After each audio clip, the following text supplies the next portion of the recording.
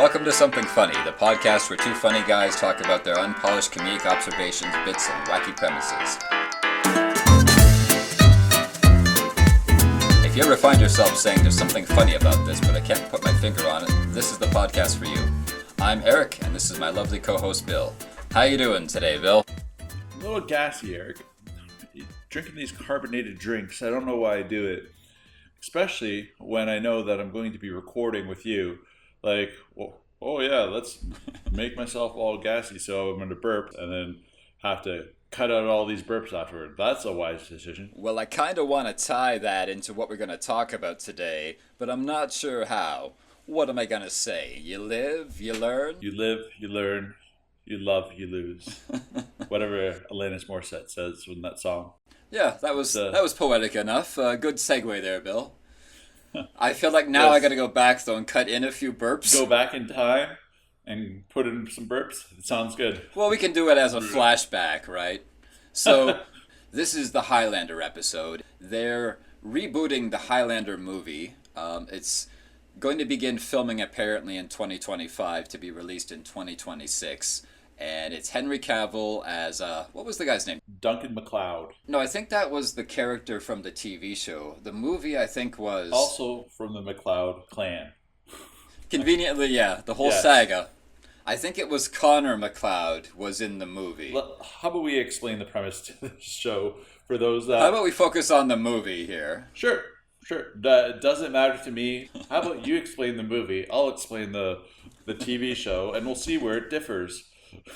Sounds good. So I'm going to chime in every time it's different, okay? Fun fact. So, 80s movie, I don't know the year. I saw it as a kid. Great movie, Highlander. Show happened in the 90s. Go on. So, the Highlander movie, it's in New York in the 80s. Connor MacLeod, I believe, is the main character's name. He's something like 600 years old, born in the Scottish Highlands. So the show happened in the 90s, also in New York, and the guy's Duncan MacLeod. About 500 years old, about 100 years younger than Connor. Go on. So in this universe, the Highlander universe, there are immortals, they walk among us, they look like us, and they can't be killed unless they get their heads cut off. They don't know they're immortal at first, and they don't become immortal until the first time they get killed, and then they resurrect and they stop aging, so they look essentially the exact same age they did when they got killed. So in the movie, Connor, or... Oh, you missed the cue, Bill. Or Duncan.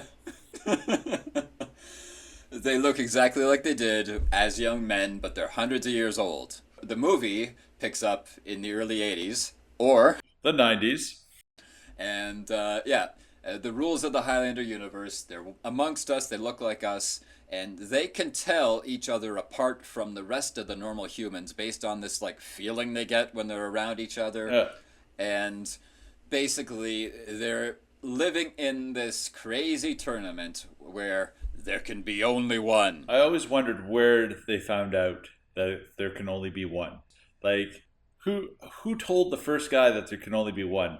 Why can't there be two? There were 7 movies, and I'm sure they did explain it. So, there can be only one. When one immortal cuts off another immortal's head, they quicken, they get hit by lightning, they absorb all the energy from the guy who got beheaded. Now, what I think actually happens is because they didn't want to be showing people's heads rolling on the ground and blood coming out of their bodies. Okay, this guy just murdered this other guy by chopping off his head, and that's kind of brutal. We can't really show that on TV. How about we just show lightning everywhere, and now the lightning can make the person's body disappear, or I don't even know. Anyway, it is fascinating in a really, let's geek out kind of way, but it's not central, I think, to the big epic story of Highlander. Anyway, coming back to the potential of Highlander as stand-up comedy material.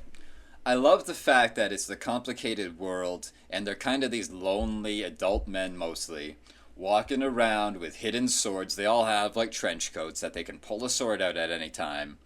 And they have a sense, they can tell when they're in the presence of another immortal. They get this little oogity boogity feeling.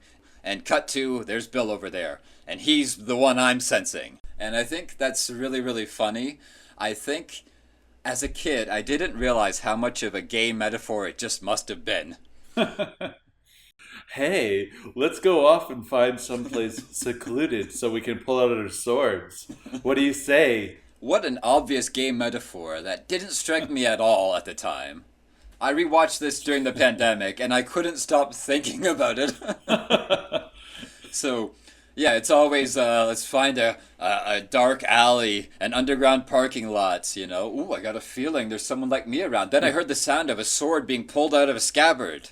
Ooh, who's gonna be the chopper and the choppy? Only time will tell. I pictured there's two gay writers, right? And it's the 80s. Like, there's not really any show that I really like doing, and nothing that really helps. Like, I would love a show that could help me as a little boy. Well, my time at Murphy Brown was fun, but... So, get this. I'm thinking like a Butch Sam Malone, right? Where he wears an overcoat. So it's going to be New York, and then he's going to have some sort of radar goes off and looks over at another man. Did they have a name for it? Like, it wasn't... Spider-Man has a spidey sense. Did they have a name for it in the Highlander universe? I don't remember. Yes, they did. Immortal radar. So I like the fact that also in the movie, the original movie was Sean Connery as like the older mentor immortal, and this other guy as the younger immortal, and Sean Connery came upon him as a young immortal and taught... Yes. What was the guy? Sean Connery was playing a Spanish immortal who had a Scottish accent. Do you remember? Ramirez, I think. Ramirez? Yeah. Ramirez? So, or something. Sean Connery is teaching the Connor MacLeod how to be an immortal. I am Ramirez. When you come across another immortal, you get the hairs on the back of your neck are going to stand up and you might feel something running down your spine. Especially if he's hot. At that point, he's going to pull out his sword. You better do the same. I can do Sean Connery, kind of. I can't do, like... A gay Sean Connery? Hello, Shadow.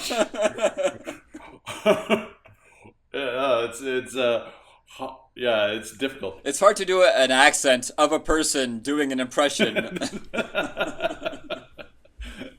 Yeah. Now that we've kind of breached that topic of God, Highlander was gay, I think, like, as a comedy writing podcast, we need to kind of address the the pink elephant in the room.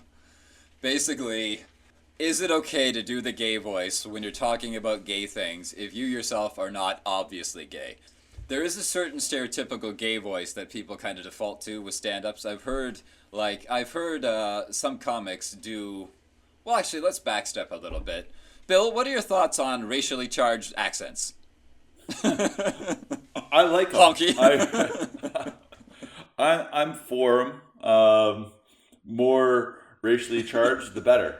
So I think doing as a comedy bit on stage, do you default to the really, hi there, oh my god, it's so crazy being immortal, isn't it? The gay voice is fine to go after, right? Because it's not attacking a race or religion or anything like that. I think it doesn't matter if you're in like Australia, Malaysia, Philippines. Doesn't matter. It's a tool, right? So not only is it a tool for gay men to show other gay men, hey, look, I am gay. If you are interested in me, look, you can come after me and like come after me. Well, you know what I mean. Pull out your sword. I don't mind at all. You can show that you're interested in me because we both have because you wouldn't be able to tell otherwise. Well, I think actually these days most gay guys would just pop on Grindr and see if that guy that they're interested in is in the nearby field. I think it's a very different world than the 1980s Highlander. And I also wanted to say, we're not going after the gay thing. We're doing situations with the gay voice to point out how funny it is. There's no victim. Yes. Like, we're not... there's no attacking, I think. No, we're not doing the gay voice in malice. Of course not. That's terrible. But everybody knows what a gay voice sounds like. and to do it is fun. It's not. It is. Kids, if you're looking for a hobby, you got that one teacher at school who sounds a certain way? Have at it. Do it within earshot. So the gay voice, I think, in the act out, in stand up, on stage, I think the thing is, you're painting a picture. You're not attacking, and it's not ridicule. I think what's really interesting about the Highlander with the gay subtext is that. So there's the thin line, right? Ridicule versus like. Well, that comes from your intention. Don't be an asshole. Like, bottom line, when you're doing comedy, there shouldn't be any victims of a bit. It should be. I don't think any topic should be off limits, but there should be respect to it, regardless of the topic. Oh, you know. Agreed. There's ways of approaching it, and I don't think gay voice belongs to any one person. And if it did, well, it doesn't anymore. I wanted to say it's kind of fascinating that there's no agreed upon lesbian voice. Lesbians are so invisible that I don't really feel I know enough about them. It's like this. Can you break out? You haven't heard that voice? No? To any of our female listeners or female bi-curious listeners, drop us a comment. I don't know, like, the gay voice does have, like, a lisping stereotype. It has a nasal stereotype. Regardless of it's true, the audience recognizes things that are out there in the world, right?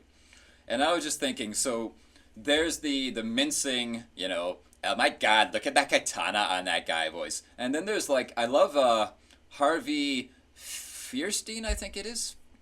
He's the guy from the 70s who was in all these movies. 80s, 90s, where he's in Independence Day, where he's like the boss of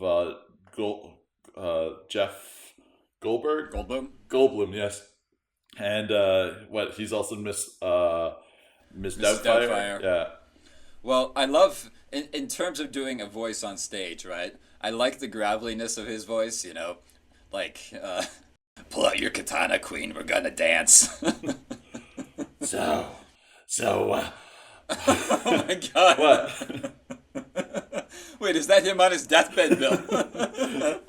Sorry, I don't have a Harvey Weinstein or Fierstein able to pull out just like that. He's got an unmistakably gay presence, even if his voice isn't classically gay. You know what? I wish I could do his voice perfectly, and I feel like. It's an easy mimical voice, so like you got to put the work in. Yeah, of course, for any voice, but which obviously we haven't. Speak for yourself, Queen. So you're doing act outs of if the bit is about Highlander is gay, and I never realized it, but when you look at it, God, Highlander's gay, right? I think the voice and the act outs, you know. The audience might have gay members in it who are just ready to be offended, because there are people who are just looking for something to get offended at. But I think doing an act out that is focusing on how secretly gay something is, without the voice, is somehow disrespectful to the audience. Well, you know the term tie a ribbon on it, right? So you tie a ribbon on it to let everyone know, like, this is what you're doing. So... I'm thinking the way to tie a ribbon on it is before you get into your act outs, you say, you know, I'm going to do what is the most stereotypical gay voice, because if I did this act out with a southern voice or like a New York, Brooklyn voice, it would be confusing. Mm-hmm. Come at me, man. I got my sword right here and I'm ready to fuck you up. Like, come at me. Yeah, that's good. A thing that I think is really interesting is the idea of friendship in the show.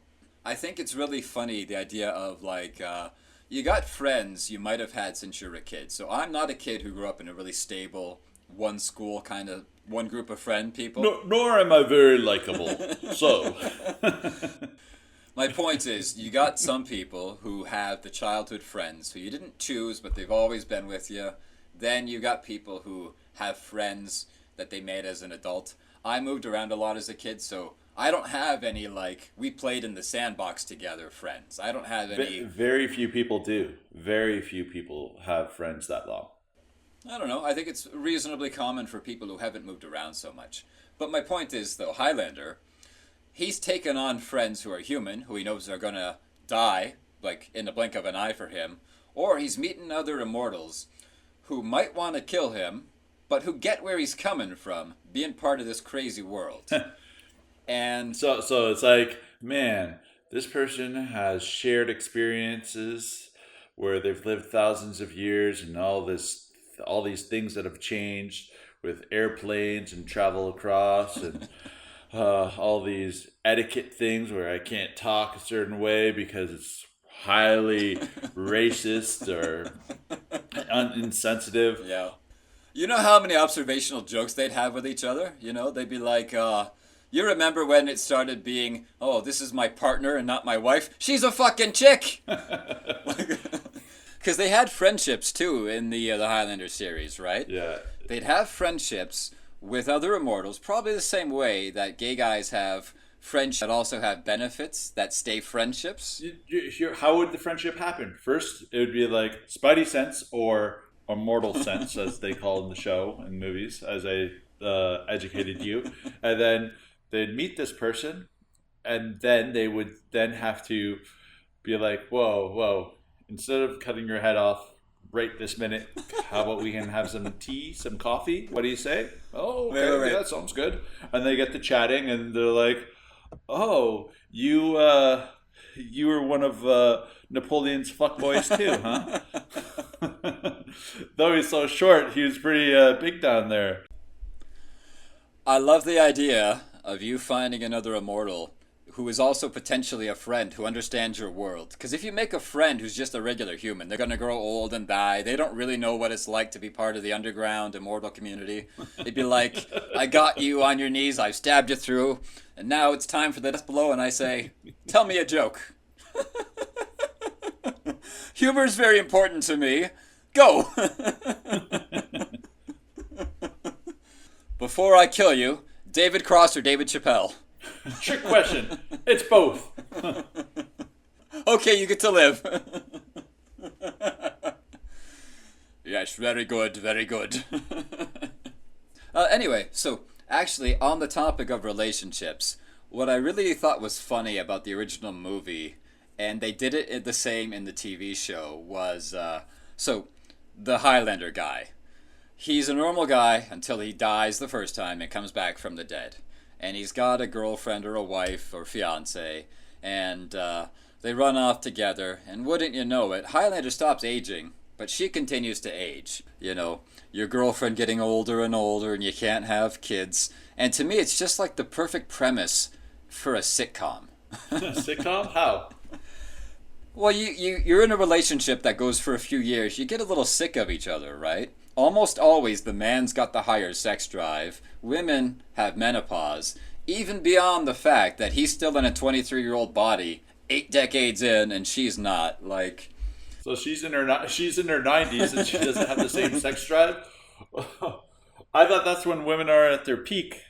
You know so much about biology. I love the idea because he'd still be raring to go, right? He'd still have as much testosterone as he did when he's 23. Sure, he'd have testosterone ready to go, or raring to go, but all those experiences, right? It all depends. Is it his first 100 years? Is that his first relationship, right? Or is this his 21st relationship? Wait. So you're saying he's got like a hot 27-year-old wife, number 17, and she's, come to bed, Duncan. Oh, I can't. I keep thinking about all the friends I've lost. What if I put a finger up your bum? Well, that might do the trick. Let's give it a try.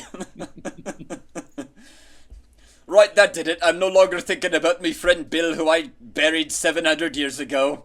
Put it in deeper. Oh, now I'm thinking about Charles. I'm just thinking, like, you seem to be suggesting he's got ED. He's got, like, trauma caused him to become impotent. No, I'm not saying that he's impotent. I'm just thinking that just because I've got a bad case of the melancholy softies.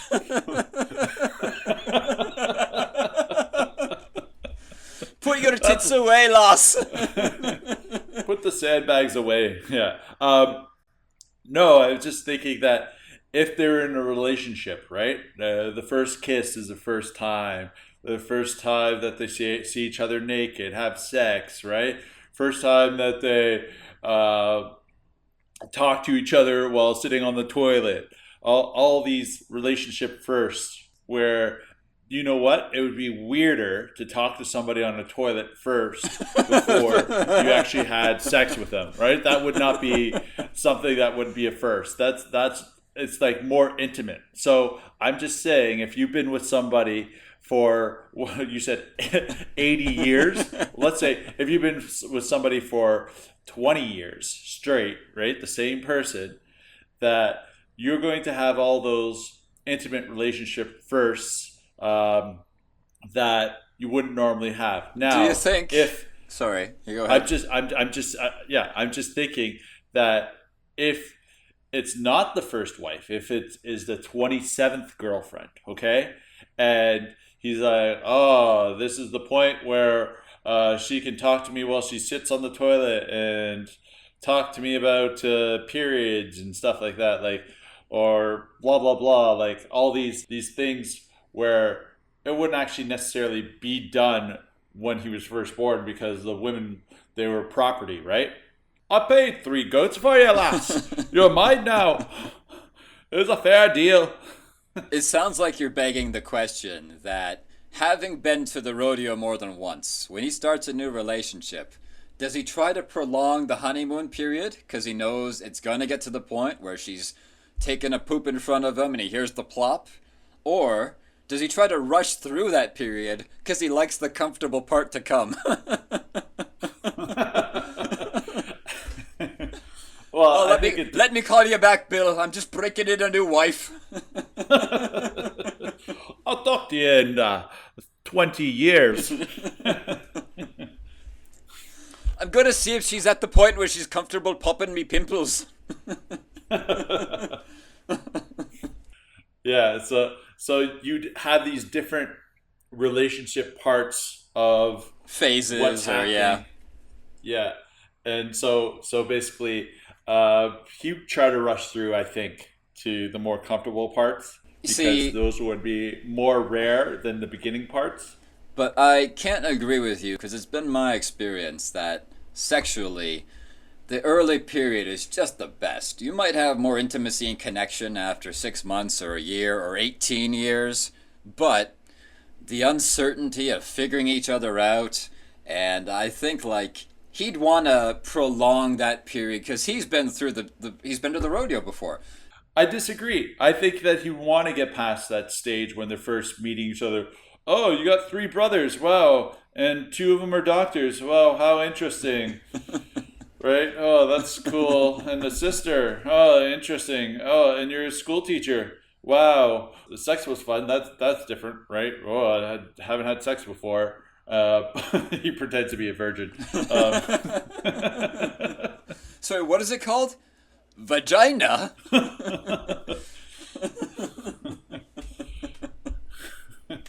But I think the comfortableness would be best for him. That's what he would enjoy more than like having that beginning stage, because he'd have that beginning stage over and over and over and over again. But I do like that idea of him being at the end of a wife. I imagine when she started losing her teeth, that probably complicated things, because I've heard great things about when there's no teeth. I've never looked at a jack-o'-lantern and thought, put away the fleshlight. I'm trying something new tonight. I've never thought that either until now. Thank you, Eric. Everyone give a big thanks to Eric. If you're going to try it at home, microwave it, get a small pumpkin. Make sure there's no candle inside. Or make sure it's at least out. Yeah.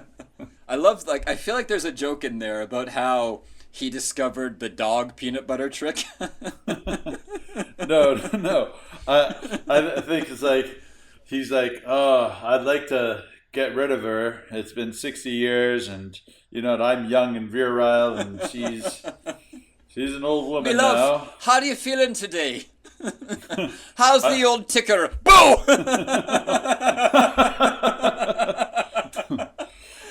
Anyways, Anyway, so I do think it's really funny of that, like, it just does happen. Women generally have lower sex drive over time. Men's tend to stay, you're probably not 53, and you're raring to go as much as you were when you're 23, but you're probably raring to go more than she is at 53. And I do like that idea of that final period where he's like, okay, her best days are behind her, but I still love her, but there's 1,000 things about her that annoy me, because when you're with someone over time, there's stupid little things that accumulate where, oh, here we go again, right? I think it'd be fun, too, if you live long enough. You can make up a complicated enough story about how your parents were from wherever. Just to be cheeky with your name, you know? Yeah, I'm Giuseppe McLeod. You can be Seamus Lee from Hong Kong. Like, I don't know. I wonder how they would do it. Like, all right, I've lived this long in this one spot. It's kind of time to move to a new place. I guess I'm gonna move to Spain. Maybe I'll go to Africa, right? Are you take a plane, boat? No. I'm just gonna walk underneath the sea and just walk over. I'll drown and die a couple times, but not a big deal. Nobody's gonna chop my head off underneath there. What if it's an accidental chopping? Like, what if a shark comes along and bites your head off? Is the shark gonna quicken? Is the shark gonna be like, you're now entered the match? Man, I gotta behead this shark. Well, where's the fucking neck? You go to chop off its neck. Oh, that was part of its tail. You're like, what? That was so close to the head. And you try it again. It starts growing back. You're like, oh, it's impossible to kill. I can't find its neck. There's no rules on this. Not that it matters. How much neck do you need to have intact before it's not really a decapitation? Like a head with shoulders. That'd be funny. There's a bunch of immortals. There's like a mortal bar, and they're going in there, and then there's one immortal. You know how some guys have like no neck. Look at that guy. All shoulders. He's got no neck. They're always going to the gym, and they're just working out their chops to make themselves have no neck. Well, so that actually begs a question. If you're out of shape when you become an immortal, and you've got all the time in the world to go to the gym, does that make a difference? Yeah, I wondered, what if you die when you're 500 pounds? Are you always 500 pounds? Are you able to get back into shape? Are you able to lose that weight? Or like you're able to lose that weight, but as soon as you could die accidentally, you come back to be 500 pounds again? You're like, oh, son of a gun. So first you're like, and like you're all out of breath, and you're like, oh, it was way better when I was back in shape. So you work yourself back into shape, and you're a lot better. And all of a sudden, blah, blah, blah, oh man, I can't walk upstairs anymore, and just over and over again. That would be neat. Could you eat yourself to death where you wouldn't be able to move, die from a heart attack from just eating the worst things or poison, and then just you die from insulin shock from too many donuts? Yeah. Like you could die that way, right? So I assume it's like being a vampire. They freeze of what they are. They can't really gain weight or lose weight. They're just stuck being that way. Well, I imagine they still need haircuts. I imagine their fingernails still grow. Do you think you bother going to the dentist anymore? Oh, damn, I think I got a cavity. Bill, stab me in the heart. So you got it, buddy. So eventually, my thoughts are their hair and fingernails, they don't grow, they just stay the same. If you cut them too deep, they just stay that deep. If you cut your hair, as soon as you shave it bald, you're bald forever. It doesn't grow. But no, because if you get stabbed through with a sword, you come back to life. Your fingernails probably regrow. Like, you're probably stuck where you were with the haircut you always had. You shave it, it's back within 15 minutes. God damn it, I have to rock the flock of seagulls look for the next 10,000 years? There's a line that came to me from somewhere that I really love, and I think it fits the whole Highlander thing. If you live long enough, no matter how straight you are, you will meet the man of your dreams. Anyway, thank you from Something Funny. Thanks, Eric. It's been real fun. Of all the men I could do a podcast with, you're my favorite, Bill. So long, sailors. Bye.